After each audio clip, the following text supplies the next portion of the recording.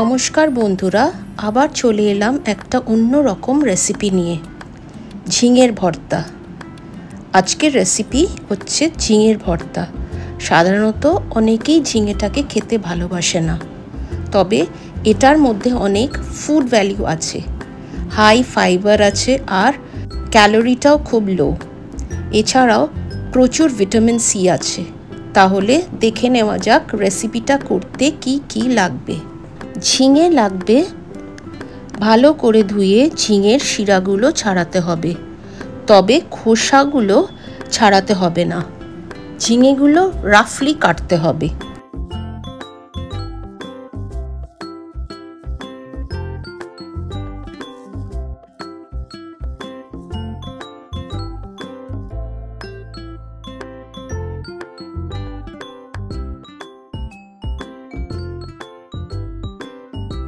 ছোলার ডাল লাগবে।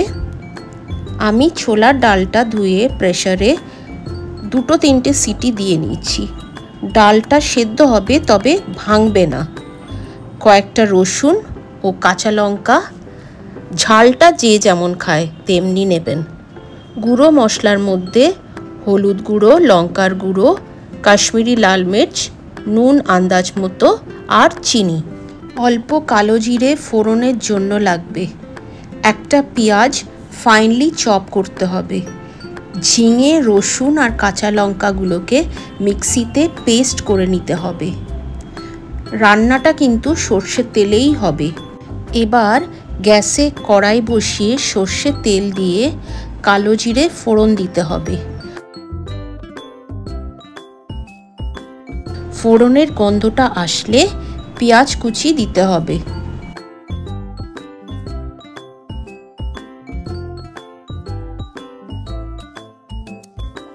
পেঁয়াজগুলো স্লাইড ভেজে ঝিঙের মিক্সচারটা দিতে হবে।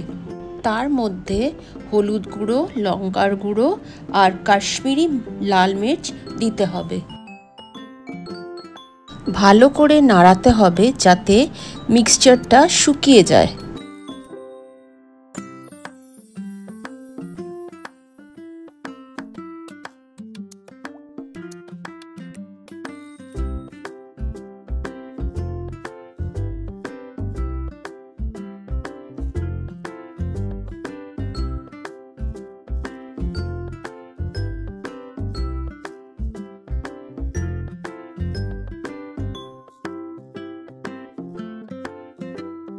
এর মধ্যে আন্দাজ মতন নুনও দিতে হবে।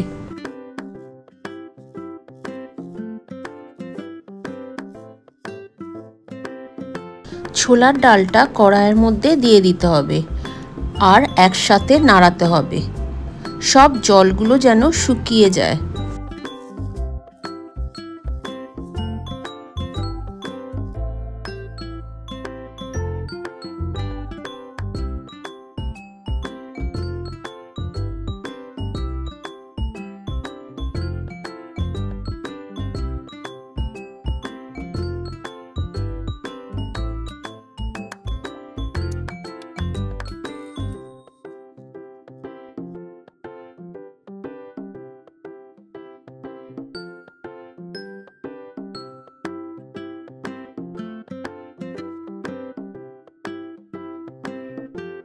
যখন শুকিয়ে আসবে তখন চিনিটা দিয়ে দিতে হবে, তাহলে সব কিছু ব্যালেন্স হবে।